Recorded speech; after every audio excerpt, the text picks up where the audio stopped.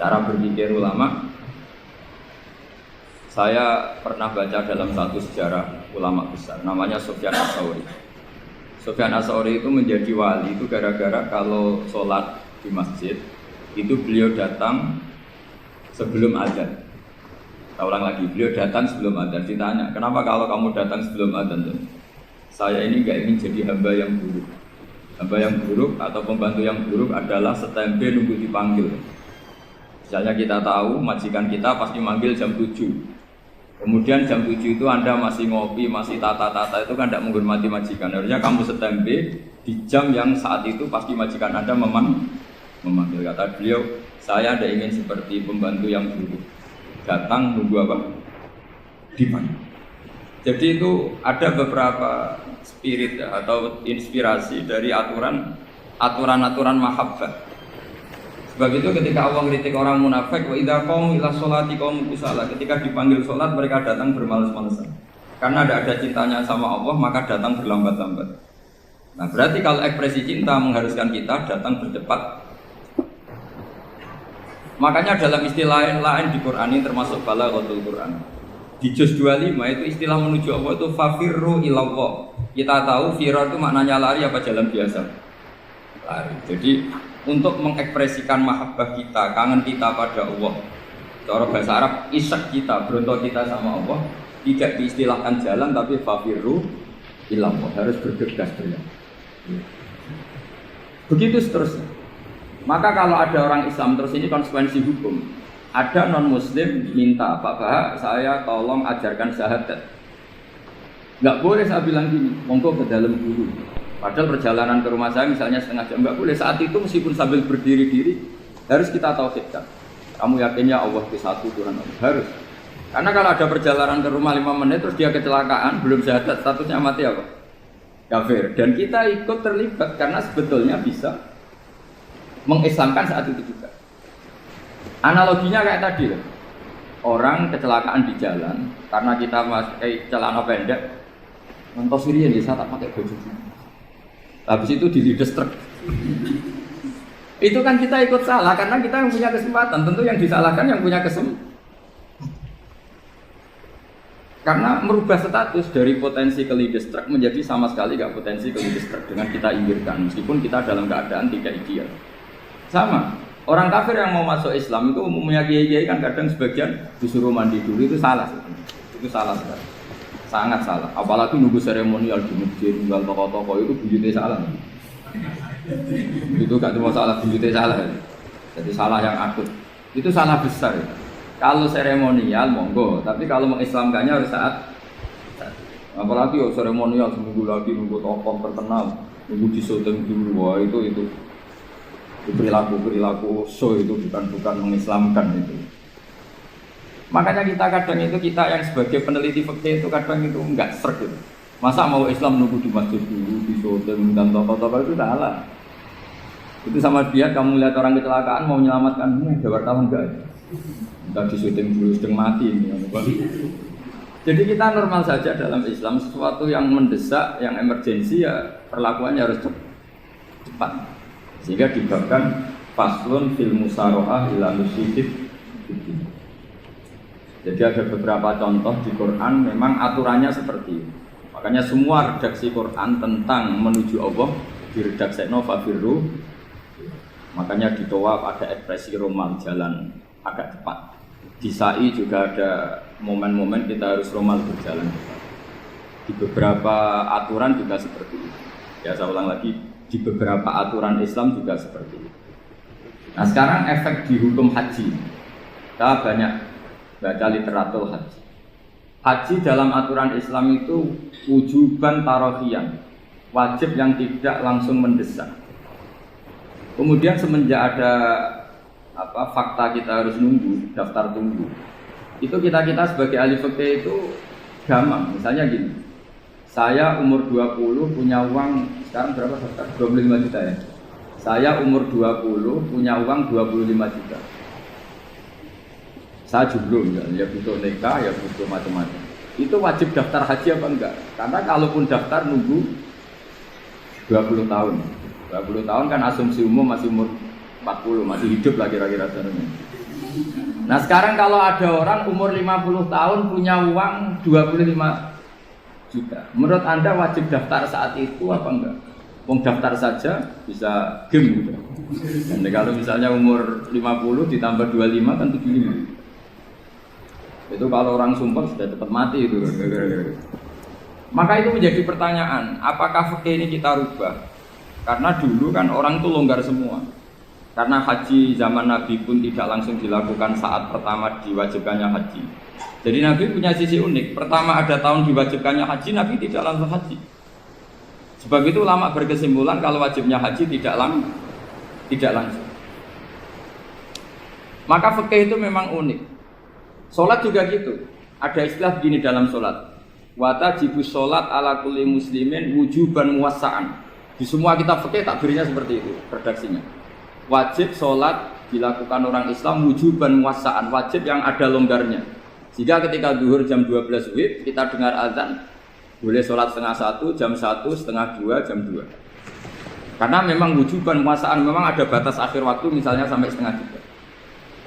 Nah problemnya begini, misalnya setengah 1 Anda pasti dipanggil majikan kamu yang diharuskan melakukan satu aktivitas, misalnya Anda pilot, yang nggak mungkin sholat lagi di kokpit. Apakah status wujuban muwassa'an wajib yang longgar menjadi hilang karena setelah itu tidak ada kesempatan lagi sholat? Apa tetap kita sebagai ahli Islam yang agak balelo tapi alim, misalnya ya sudah tetap jadi pilot, nanti kan ada aturannya sendiri, ada rukhsahnya sendiri, ada kemurahan sendiri kita sudah jadi pilot. Misalnya sholat tanpa harus menghadap kiblat, sholat yang tetap di perjalanan. Kira-kira Anda kalau jadi ahli fikih milih mana? Milih harus sholat di depan, apa tetap memberi kelonggaran? Gak apa-apa sholat sambil apa? Uber sambil pilotin apa pesawat. Anda pilih mana? Karena kalau konstitusi ilmu itu memang harus ada, dengan tanda kutip ya, memang harus ada nakalnya. Kalau nggak nakal malah gak sah. Memang unik ilmu itu. Karena ilmu itu kalau dipaksakan lurus terus, itu nanti malah bengkok karena menghilangkan rukhsahnya Allah, kemurahan Allah. Tapi kalau dipaksakan rukhsah terus, murah terus, nanti dianggap menyepelekan hukumnya Allah. Maka kita yang ahli fikih itu pusing. Misalnya saya sering ditanya, Gus ini supir bis, kan musafir terus, berarti saya boleh tidak puasa terus pada Ramadan? Coba kalau ada jadi ahli fikih mesti bingung. Mau boleh, ya boleh terus supaya orang nggak peduli sama Ramadan. Mau mengatakan wajib puasa, kayak nggak peduli dengan kemurahan Allah yang membolehkan musafir tidak puasa. Coba loh, Anda jangan jadi ekstremis yang sana bantah tok, protes tok, ini kan. Jadi memang mengkaji ilmu itu. Ya, makanya dengan tanda kutip itu harus ada nakal. Tapi nakal yang baik, bukan nakal. Nakal itu kalau bahasa Jawa itu kan tidak harus dosa. Seperti anak kecil, menek-menek itu, tuh bocah kok nakal. Padahal anak kecil menek itu haram dah. Tidak kan? Malah orang tuanya yang bentak itu yang haram. Yang nakal betul ya ibunya yang bentak cerewet itu, karena ibunya orang yang sudah mukallaf, sudah tua, salah langkah yaitu bentak. Kalau anaknya naik meja itu ya sebetulnya bahasanya tidak nakal, lucu.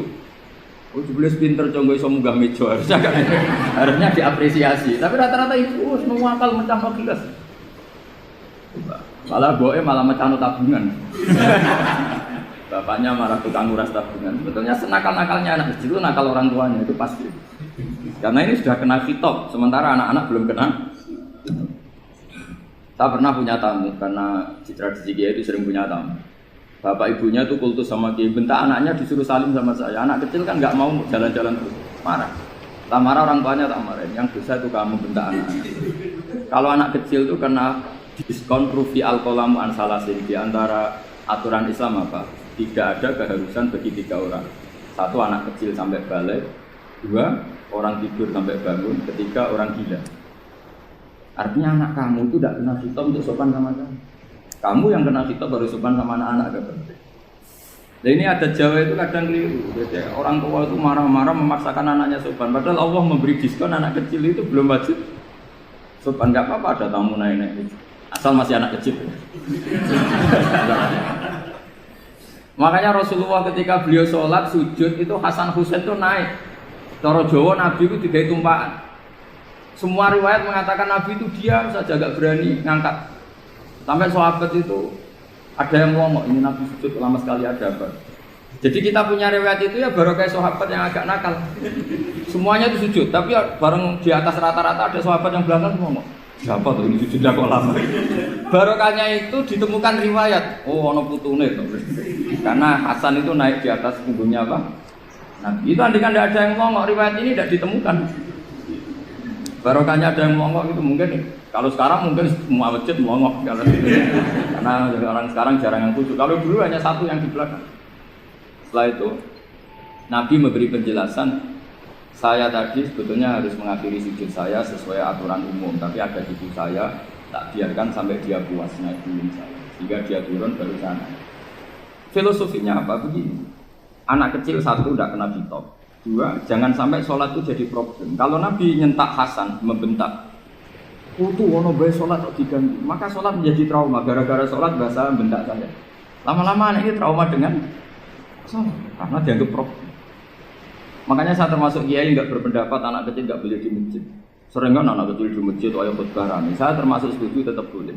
Kalau dibentak di masjid maka dia trauma dengan masjid. Misal ke masjid dibentak.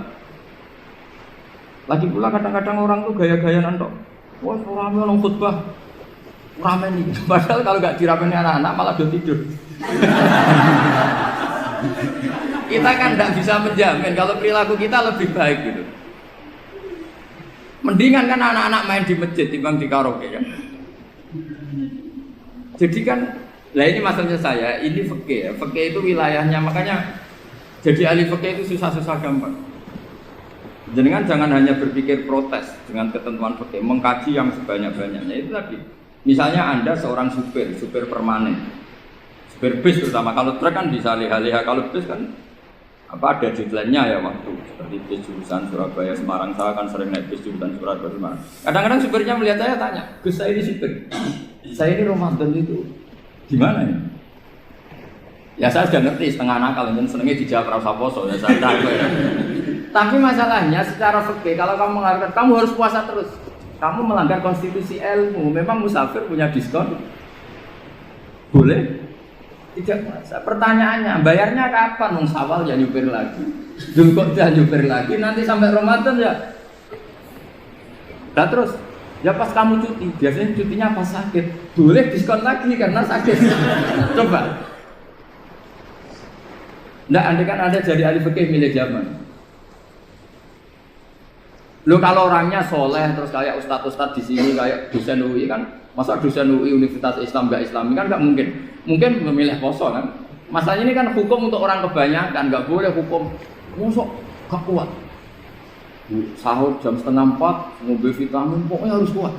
Itu udah hukum, itu saran. Hukum itu beda dengan saran. Hukum itu hanya berbicara musafir itu boleh stop. Kalau saran memang boleh, ya usahakan kamu makan 3:30, pas fit, terus kalau nyumpir selesai jam 10, nanti istirahat. Memangnya majikan bisa ngatur jamnya? Itu fikih. Maka menjadi perdebatan, yang namanya pergi itu apa? Menurut Imam Syafi'i, pergi itu ya dari rumahnya ke tempat yang asing, yang tidak wilayahnya namanya pergi. Menurut Imam Ahmad bin Hanbal enggak. Pergi itu tidak kerja. Jadi orang yang supir yang seperti itu namanya tidak pergi, tapi kerja. Tanyakan ke publik, misalnya jenengan ke UI, istri kamu atau suami kamu ditanya, istri kamu kemana? Kira-kira jawabnya bilang pergi, jalan-jalan atau bilang kerja? Kerja, makanya kata Imam Ahmad bin Hanbal, mudi mustafar atau orang yang berprofesi, yang profesinya memang harus pergi, kayak traveling atau supir, maka itu namanya tidak pergi, namanya itu kerja. Karena apa? Sekali distatuskan pergi, maka ikut status yang dikatakan Allah dan Rasul dapat diskon, boleh tidak puasa. Maka terus kita debat tentang definisi. Nah definisi ini penting, karena yang menjadikan hukum rubah itu definisi. Misalnya gini, mbak ini ngaji saya, statusnya kalau pakai status saya ajnabi, orang lain babak ajnabiyah, maka hukumnya saya melihat babak ini haram karena statusnya ajnabi melihat ajnabiyah yang tidak mahram. Tapi kalau di fikih itu ada statusnya. Di antara lelaki boleh muwajahah sama perempuan adalah satu untuk belajar, dua untuk muamalah. 3 untuk kesaksian, 4 untuk pengobatan. Itu kan ada pengecualian. Sehingga statusnya sekarang, Mbak itu belajar, apa ingin melihat Gus Bah atau Gus Bah itu mengajar atau ingin melihat Mbak, itu statusnya bisa rubah. Ya. Makanya kalau sebetulnya, kalau kita marung di warung misalnya Padang, kita nggak pilah-pilah, kebetulan pelayannya perempuan itu masih bisa dipilah secara fikih. Saya muamalah marung, cuma kebetulan penjaganya. Tapi masalahnya Pak ini punya daftar penjaga kan, yang masalah. Maka pertanyaannya itu marung ke situ demi marung, apa demi melihat? Tidak jawab saja. Demi marung apa demi melihat? Kalau demi marung supaya kenyang, penjaga yang sangar-sangar juga banyak. Akhirnya kalau demi makan, penjaga yang cowok kan banyak. Kalau demi melihat, berarti yang dihitung kan niatnya. Berarti karena muamalah apa karena melihat? Melihat. Itu status. Jadi makanya kalau mudi musafar itu namanya orang pergi atau orang kerja? Orang kerja. Maka menurut pikirannya Imam Ahmad bin Hambal seperti itu harus puasa. Karena dia adalah pekerja, bukan musafir. Lalu dalam masalah jumlah 3 hari misalnya. Kalau dalam fikih kita, nggak saya kenapa ngomong fikih terus ya, karena banyak yang melupakan fikih. Jenengan pergi haji, zaman Nabi haji itu jamak dan qashar terus. Padahal hajinya Nabi itu, haji itu minimal kan berapa hari minimal itu? 9, 10, 11, 12. Sebenarnya haji itu minimal hanya 4 hari. Karena 13 Dzulhijjah bisa nafar apa?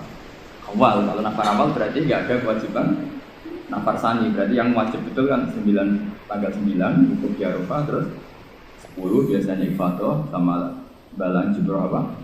Akobah, terus 11, 12 itu kan sudah boleh cabut karena apa? Nafar apa? Awal. Berarti nggak usah nafar apa? Sani, berarti hanya berapa? 4. Tapi Nabi haji di Mekah Medina itu sampai 40 hari karena perjalanan. Pertanyaannya ketika Nabi menjamak dan mengqashar itu cara Imam Syafi'i lis safar. Karena Nabi orang Medina datang ke Mekah dengan jarak 460 kilo, maka Nabi boleh jamak dan qashar. Dari pikiran Imam Syafi'i, jamaknya Nabi itu lis safar karena pergi. Cara pikiran Imam Malik enggak, jawabnya Nabi itu lin nusuk. Nabi menjamak sholat itu karena melakukan ibadah haji. Efeknya adalah orang Mekah kalau haji itu kalau Imam Malik meskipun jaraknya dekat boleh apa? Boleh apa? Qashar, boleh jamak. Lalu terus ada pertanyaan fikih lagi. Lalu jamak qashar itu karena pergi apa karena masyaqqah? Karena repot. Coba kalau sampean kira-kira jawab. Misalnya kita orang kaya bawa uang 1 miliar naiknya Alphard, ada supirnya, ada ajudannya. Pergi di jarak 100 kilo. Masyaqqahnya kan tidak ada sama sekali, apalagi di tol kebetulan nggak macet. Kira-kira boleh jamak nggak? Boleh terus karena pergi, tapi kan nggak ada repotnya sama sekali. Dibanding misalnya yang ngebis bawa beras 1 kintal gitu kan, ya gitu suruhan orang lagi kan pusing. Maka fikih ini untuk memberi hukum itu kalau fikih itu menstatuskan dulu. Ini orang boleh jamak itu karena masyaqqah apa karena safar. Lalu kalau setelah karena safar itu karena jaraknya apa tingkat masyaqqahnya. Kalau karena jaraknya ya tidak juga. Tidak juga gini maksudnya. Mungkin Anda tidak pernah terpikir begini. Kalau saya mau ke Jakarta, kemudian sampai Purworejo itu sudah waktu zuhur. Saya boleh nggak zuhur di situ sama saya? Boleh kan? Padahal perjalanan saya belum capek. Hanya nunggu boleh jamak itu setelah kita menempuh jarak itu apa menuju, sedang menuju dan niat. Sedang menuju dan niat. Misalnya saya mau ke Jakarta, saya orang Sleman mau ke Jakarta, itu sampai mana itu Magelang itu sudah boleh jamak kan? Boleh nggak? Boleh karena saya mau ke. Nah pertanyaan secara fikih mungkin ada terlintas. Ternyata ditelepon sama istrinya nggak jadi pergi. Padahal sholatnya kadung di jamak, zuhur dan asar. Apakah setelah di rumah sholat lagi? Sama nggak pernah mikir. Karena tidak nekuni fikih. Jadi orang fikih itu sudah pusing, makanya jangan diprotes terus. Kita ini sudah pusing, tapi orang itu enak aja protes terus. Nggak menurut jenengan nanti wajib sholat lagi enggak? Dia bolehnya jamak kan berdasar berstatus musafir. Ternyata setelah Magelang ditelepon istrinya enggak jadi. Dia kadung sholat zuhur dan asar. Setelah pulang masih jam 1. Terus ada asar, wah sholat. Kalau ada sholat lagi apa enggak? Jangan saran. Kalau saran, wah sebaiknya sholat lagi. Itu tidak hukum, itu saran itu namanya. Saran dengan hukum beda. Sholat lagi pada. Loh, ketika ada jaga itu berdasar malas atau berdasar hukum? Apa?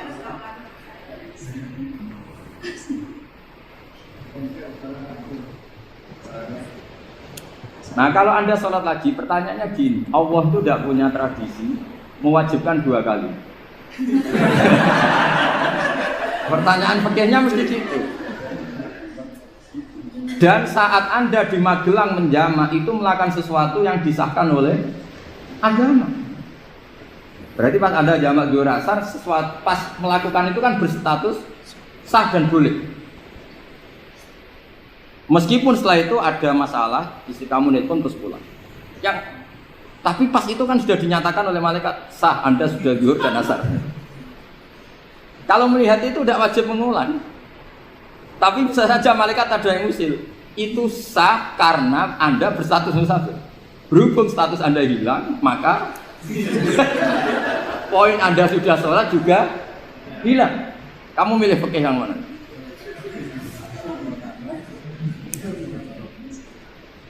Jadi peneliti fikih itu beda dengan orang-orang yang dengarin protes. Beda karena nengkuni. Nengkuni itu beda karena ada konsekuensinya. Makanya fikih itu sampai saya punya kitab fikih itu dikarang satu orang itu jumlahnya 20 jilid. Per jilid itu jadi satu meja ini dikarang satu orang. Itu mulai yang presisi, yang detail sampai yang khayal. Yang khayal juga ada. Yang khayal itu tadi beliau banyak menghayalkan diri. Suatu saat Anda datang ke Mekah itu hanya butuh waktu 20 menit. Zaman itu belum ada pesawat. Lalu boleh gak jamak? Boleh gak nakal? Nakal itu begini. Sama orang kaya punya jet pribadi. Misalnya ada Ronaldo masuk Islam, orang kaya. Itu bisa gak puasa? Karena begini. Misalnya dia orang, contohnya orang Arab. Orang Arab, jangan orang. Ya contohnya itu dibalik saja. Di sini itu kalau imsak jam berapa tuh? Imsak Ramadan jam berapa? 3:30 aja biar aman ya. Kalau 3:30 kan masih imsak. Dia terbang ke Mekah. Jadi orang sini puasa jam 5 kan mulai puasa. Dia terbang ke Mekah kan masih malam. Makan terus dia. Mekah mau ada matahari terbang lagi ke barat.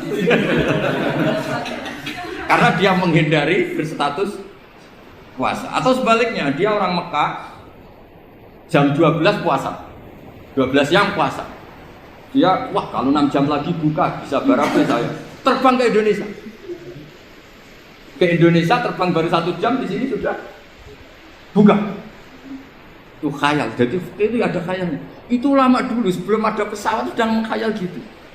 Bolehkah orang yang di Masyriq ke Maghrib demi itu? Kalau Anda jadi Raja Salman jam 1 kok sudah nggak kuat apa?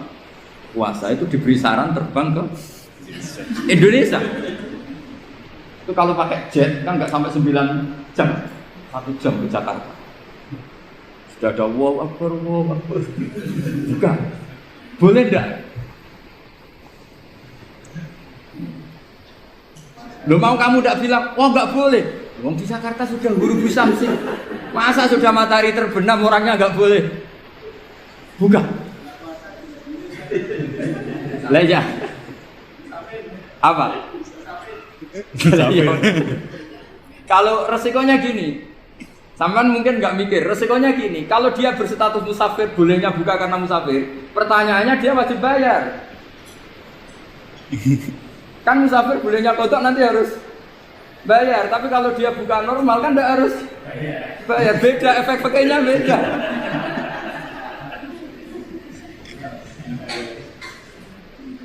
Sama jangan protes, Gus Baik gimana mau ngaji mana tidak senang. Ini kan ngajinya para dosen, para pegawai. Jadi harusnya itu jadi mufti, ngaji untuk jadi mufti. Bukan ngaji untuk mendengarkan. Jadi makanya saya mohon jangan sering protes sama ulama. Ulama sudah pusing. Karena efek-efek hukum itu tidak gampang. Kayak tadi misalnya, kalau dia boleh buka atas nama musafir, resikonya wajib bayar. Masalahnya Raja Salman ini mau ndak?